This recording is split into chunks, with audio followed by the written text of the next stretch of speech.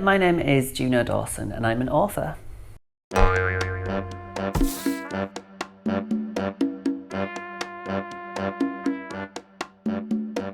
It was a strange one. I didn't think you could make money from writing. I thought you had to go to Oxford or Cambridge and do a degree in being Kate Moss or Patricia Highsmith or something. I thought only a very limited few people got to be authors. I didn't realise that anybody could do it. And I've always written. When I was a child, I used to write what we would now call fan fiction, but we didn't really have a name for it then. And, you know, I used to write little scripts and little stories. I wrote for the university magazine. I did some freelance journalism. I just didn't think you could make a career out of writing. And as soon as I realised there were ways in to writing for normal people from Brighton, I sort of thought, right, you need to do this. And, you know, I just wrote my first book in my spare time. I was still a teacher. And, you know, I got online and I found an agent and I sent my book out to lots of different agents, and then it sold and the rest is history. So, you know, for me, it was just a case of understanding, you know, that anybody can be an author. You don't have to be an X-Man, you know, or an Avenger. Anyone can be an author. You can be an author too. Yes, you.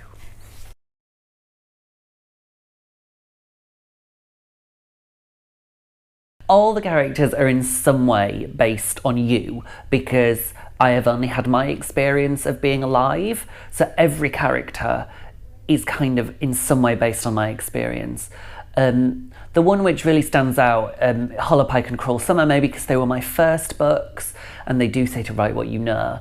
And so the characters in there were, you know, I guess quite noticeably in some way based on me and my friends.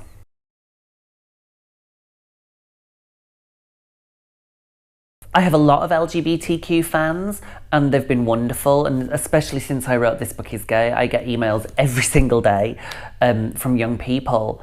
And I don't think there is no one piece of advice for LGBTQ people because there is no one way to be LGBTQ. And I think the most important information is that all you can ever be is yourself. And the more you try to be someone else, the less fulfilled and calm and serene you will be. And actually, the day you give up and just allow yourself to be yourself is very freeing, and you can just sort of feel it is a process, a bit like Frozen. It's let it go, let it go.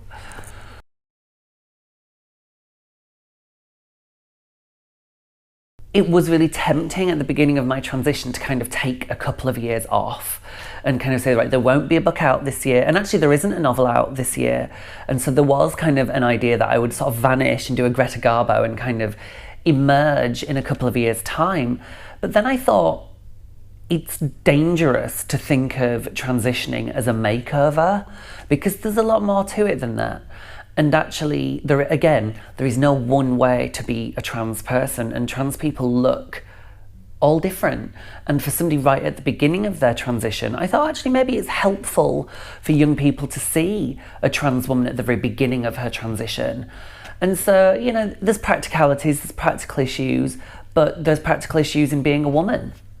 And the only difference is that I guess I, in the end, chose to talk about my transition in my column, and, you know, I haven't pulled out of events. You know, I'm still here, I'm still doing my job.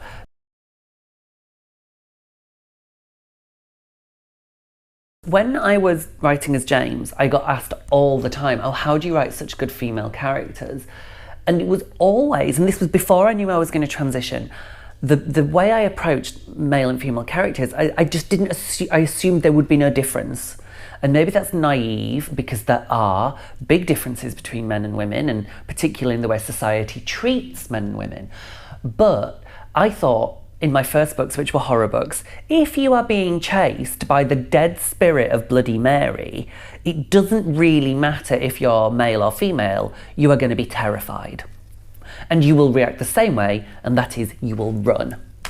And I still, now that I'm living as a woman, I still write my characters assuming, you know, fundamentally men, women, trans people, genderqueer people, gender fluid people, we all want the same things. We want love and security and home and warmth. And I honestly think those fundamentals are true regardless of your gender orientation.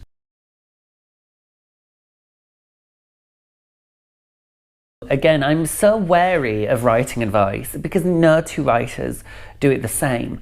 But the one thing that I think we all agree on is that read a lot and write a lot. You know, it is a muscle, and you know, the more you write, the better you get at it.